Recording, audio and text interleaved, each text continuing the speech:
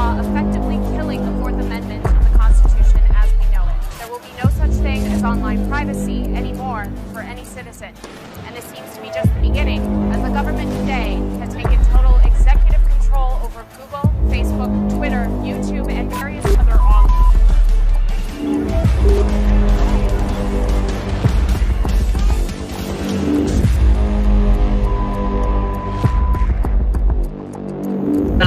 Allowing the innovation and not stifling it, I think, remains. I would distinguish between, cryptocurrencies a la bitcoins, which, certainly can be analyzed differently depending on where they are reviewed. There are places in the world where they are regarded as assets.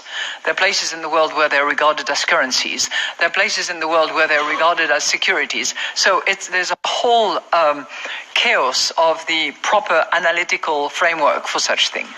But in the main, what we have observed recently is that it has been a fairly speculative and highly volatile product, and one that is not sufficiently large to actually threaten stability and be a hindrance to the proper transmission of monetary policy. I would distinguish that from the stable coins, which are, in my view, a different type of animal, and which probably have a different future. But that being said, I believe that stable coins, whether they are the Libras of this world or central bank digital currencies, they have to be in compliance with all the rules and regulations that apply to the activity. So I'm not overly concerned about, is it a bank? I think it's far more important to focus on the activity that is conducted by those groupings to make sure that there is full compliance with the regulations that apply to those products.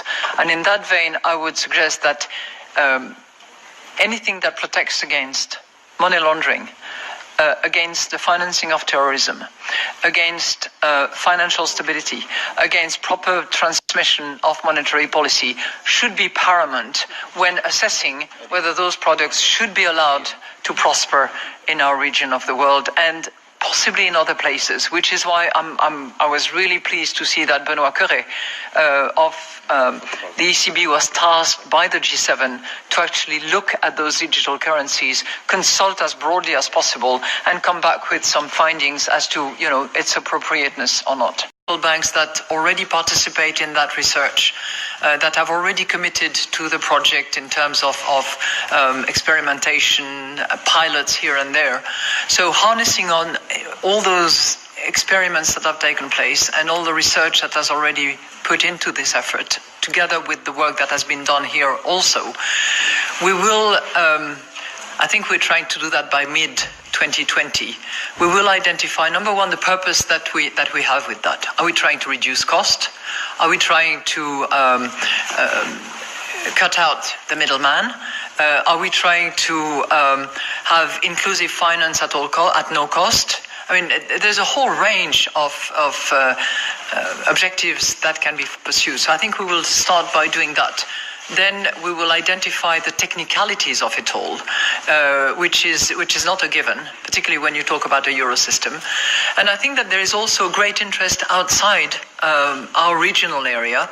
I know, for instance, that Canada, the UK, certainly other countries way beyond are also looking very deeply into that to see if it makes sense, what purpose it serves, and how we can best deliver on it.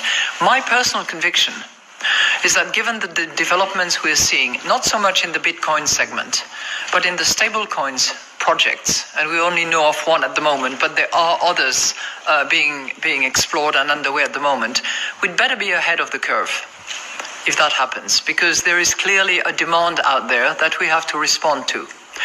I would like to add a footnote to that. I think the benefit of the paper is that it also draws a line between this sort of glamorous central bank digital currency, much talked about and worth exploring, and the digital payment systems that we have and that exist. We have several items that are completely digitalized, that are not at the front end, and that the bank's clients do not perceive as being in operation, but where settlement and clearings are actually taking place instantly, thanks to the digital payment system that have been put in place. Global liquidity to any market, any country, any place, anywhere. Fully exchangeable to any currency, asset, or commodity.